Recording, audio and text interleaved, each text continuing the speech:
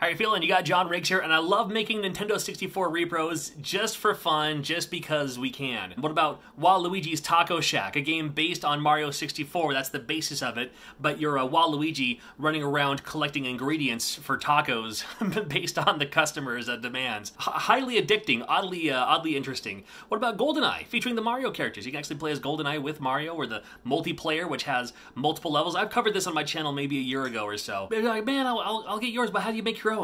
You have no idea how easy it is to make your own Nintendo 64 repros when you use Retro Circuit's programmer and their boards. In fact, through the website, which is linked in the description below, it has everything you need to make these and so much more. I'm going to show you how to do it right now. So really, what you're going to need is one of these Retro Circuit's N64 programmers. Nice and easy and simple. And it uses, is that USB-A for the port there? That's the port right there. You'll need one of these flash cards, which they do sell there. And this can have just about every game on here, and I'll show you different variations. There are some jumpers on the back. Might look a little confusing at first, especially when you can't see it because it's so blurry. Might look a little confusing at first, but I'll kind of walk you through what all of these mean. And trust me, if I figured it out, you can figure it out too. And completely optional, but they also sell these transparent cases. I like the see-through look to them and everything. So they have these there too. We'll go ahead and use this in this video. So here you have your Retro Circuits flash board here. You don't have to worry about anything up here unless you're making the game for PAL territories. There's a PAL jumper right there. If you solder that bridge there, then you can play these games on PAL systems. Assumingly, I don't have a Nintendo 64 PAL version 64, so I can't really help you there. Here we have the backside, and this is what's going to happen. Now, by default, it is the 6102 CIC, and how Nintendo 64 games work, different games require a different CIC.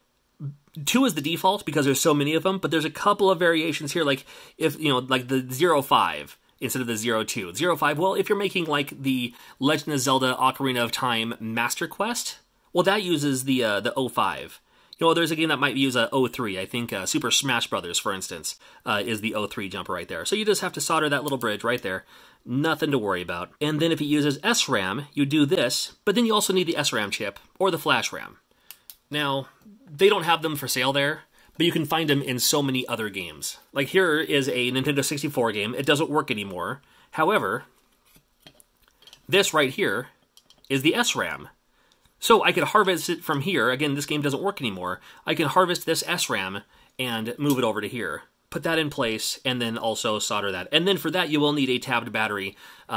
Easy to find tabbed batteries. Just do an eBay search for, was it 2032 tabbed battery? You'll see several listings for them, and easy to pop in there. And that's also the same with the flash RAM, if it requires flash RAM. Now this game here, this is one of the previous Retro Circuits boards, and it uses flash RAM. So you see the flash RAM right there, and then it's also, if you're doing the flash RAM game, but again, not a lot of games use flash RAM.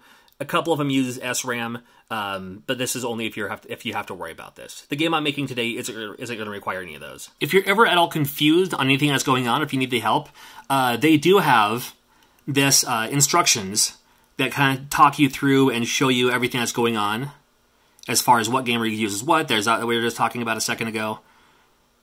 The flash RAM, the SRAM, and all that. And then at the bottom of the list, it shows you all of the games that are available, and then what they are. So like these games will use the 4K EEPROM memory in lieu of using like, say a battery for backup and all that.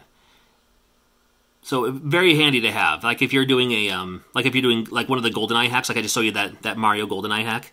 Since here's GoldenEye on the list, right here, then you would have to solder that four-part EEPROM for the memory. Very neat. So the program you use to use this is you don't need one. It acts as like just an external hard drive of sorts. So when you pop this in, now this game already has a game on it, and you're going to see that when it pops up too.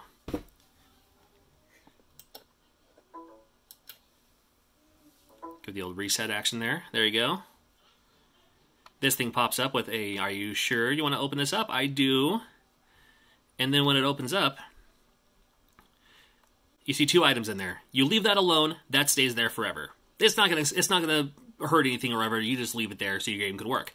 Flash Z64 Well, no matter what you write onto it, it will always rename it as Flash Z64, and it'll pack it up to the size of the game. So whether you're using like a 16 meg game or a 32 meg game or a 20 meg game, it'll always pack it up to fit the entire size of your flash card here. So here's what you want to do, and I want to show you this here really quickly too. So now to get your game to write properly, it needs to be this big Indian Z64. It can't be anything else. And if it is, like say this game here is V64. Well, there's this thing I'm using here called Tool 64. It's called Tool 64, easy enough. Find this, right click, big Indian, and there you go. I can write that as a game now. The game we're going to write today is Sin and Punishment. We're going to check this game out. Super awesome game. So the first thing we got to do to write a new game on here is delete this game. Well, that's easy enough. All you got to do is just right click and delete it. And this is great for if you don't have an EverDrive. You could just make a bunch of these and just, you know, play the game, beat it, erase it. You sure you want to delete it? Go for it. All right, now this is going to take a while.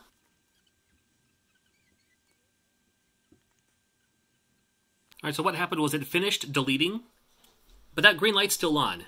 So it's deleted, but we're still waiting for that green light to turn off. That way you can kind of reset itself and recalibrate and whatever it does. So shouldn't be too much longer. All right, that took about an extra minute or so right after that. So here we go. Now it's all nice and neat.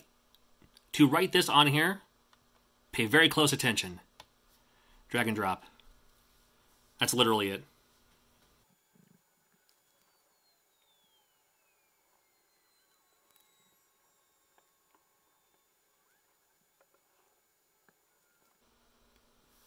It stopped. Light turns green. We're going to take this out. Now you can play this like this if you'd like. Make these chips face away from you. You just pop it in just like that and power it up. Shouldn't have any problems. There it is. Looks good. Super fun game too. All right, let's put this one of these carts. So what you have here, now this is the front label.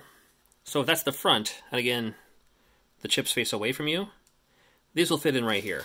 But this also has this little shield, and I'll show you why.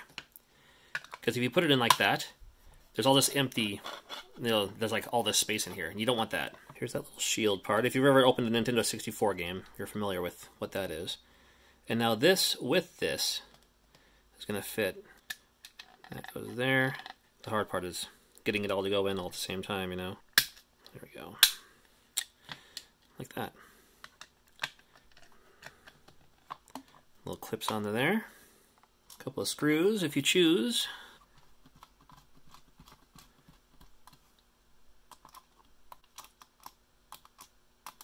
Come on, you. What?